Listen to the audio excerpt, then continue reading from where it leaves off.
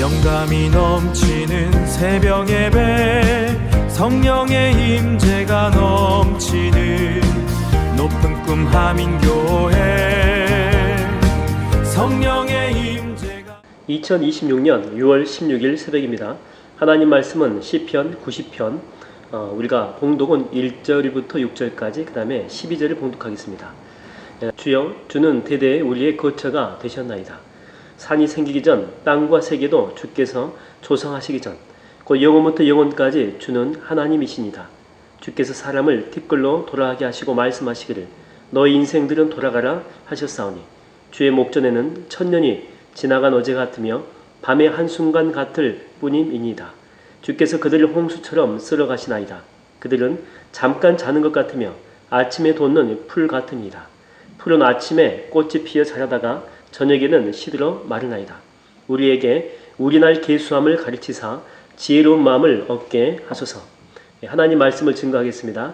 어제 우리는 시편 그 3권의 마지막 말씀이죠. 89편의 말씀을 나눴습니다. 그러니까 벼랑 끝에 있어도 흔들리지 않는 십자가의 그 자이로스코프를 붙들어야 된다라고 하는 말씀을 나눴죠. 자, 오늘부터 이렇게 묵상할 시편이 90편은 제 4권을 여는 첫 번째 시인데, 성경이 150편 중에서 유일하게 이스라엘의 지도자였던 그 모세의 기도로 기록된 말씀이죠.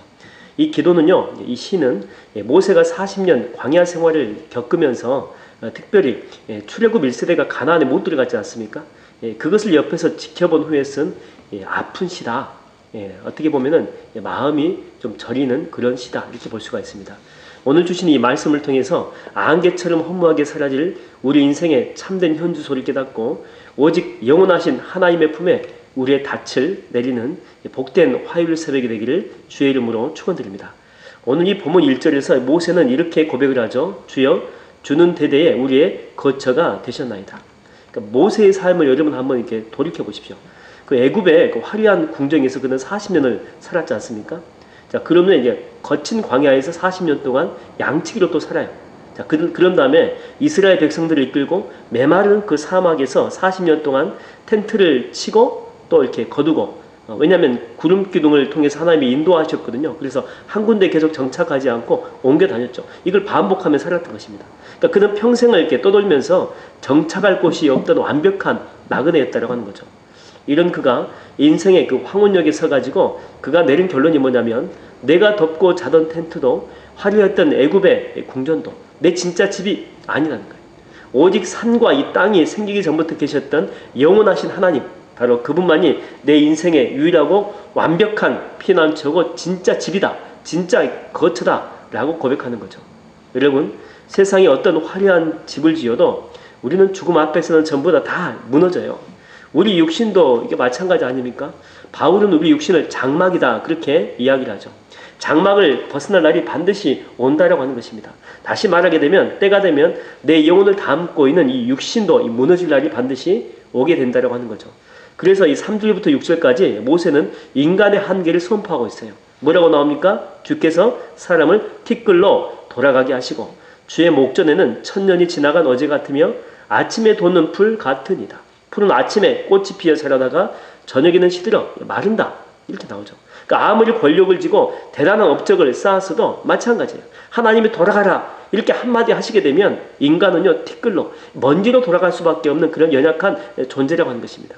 아무리 아침에 이슬을 머금어 가지고 푸르게 이렇게 피어나요. 내가 꽃인데 그럴지라도 정오의 뜨거운 태양 아래 바짝 발라 비틀어지는 그런 들풀들, 그런 꽃들, 그게 바로 인간의 육신이고 인간의 삶이다라고 하는 것입니다. 스타 강사 이름 김미경 얘기 들어보셨죠? 저도 이렇게 강의를 듣는 걸 참 좋아합니다. 이분을 지금 이제 60대가 이제 됐지만 젊을 때는 회사까지 차려가지고 직원이 이렇게 100명이 넘을 때가 있었다는 거죠. 근데 뭐 코로나가 오고 또 강의는 뭐 거의 다 끊기고 어려움이 찾아온 거죠.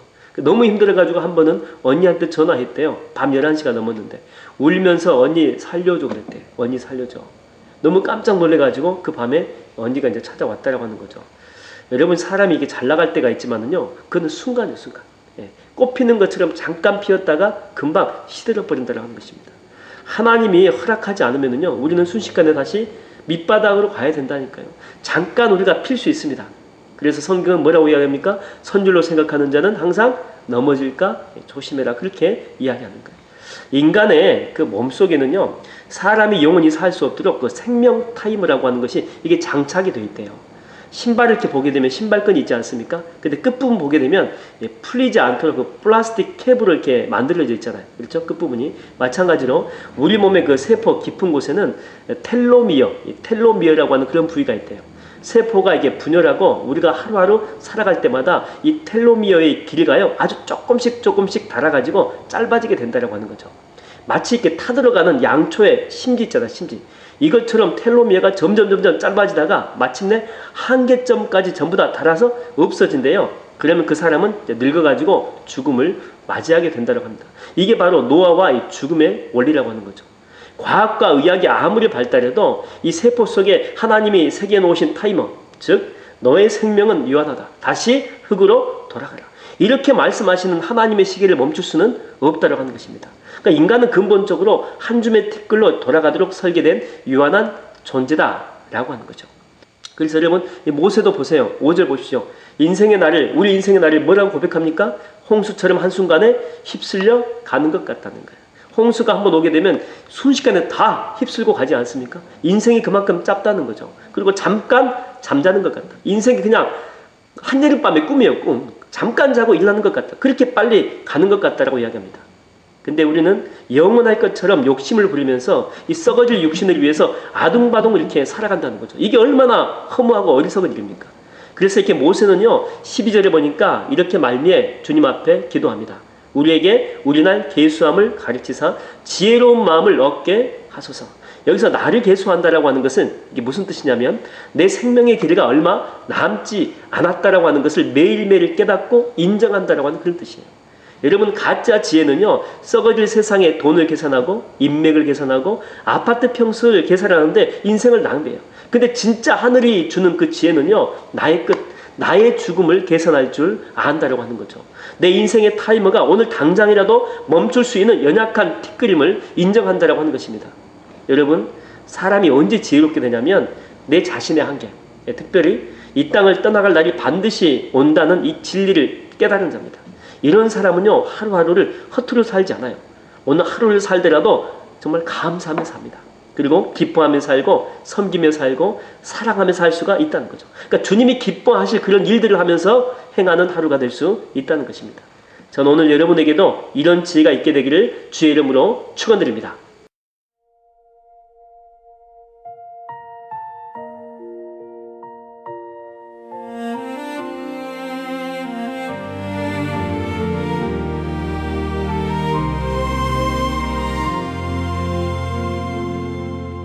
산이 생기기 전부터 영원까지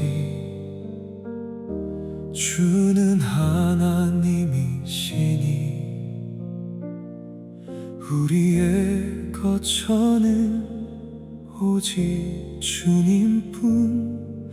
나그네 길 끝에서 이제 고백합니다. 아침에 돋는 불처럼 잠깐 피었다. 저녁에 시들어 마르는 인생, 뒤끌로 돌아갈 연약한 육신, 주님 앞엔 천년도 순간일 뿐입니다.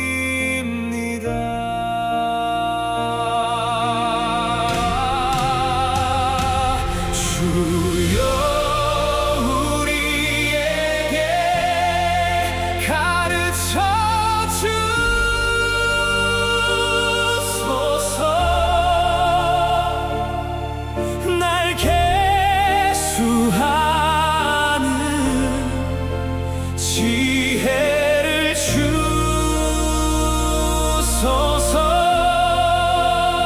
사라질 한계 같은 우리 삶 속에 영원하신 주의 품을 하소서. 세포 깊은 곳에 새겨진 시간들 다 들어가는 촛불처럼 짧아도 썩어질 육신에 탓을 내리지 않고 영원하신 주의 뜻에 마음을 둡니다.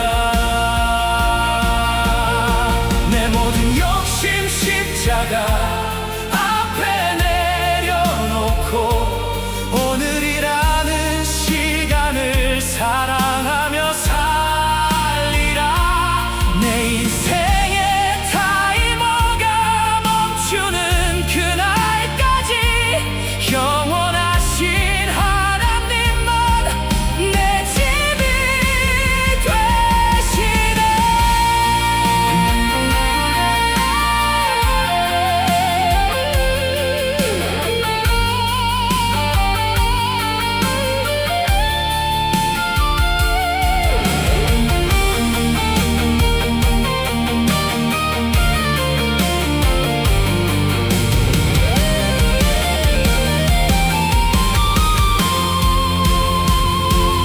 주여 우리에게 가르쳐 주소서. 날 계수하는 지혜를 주소서.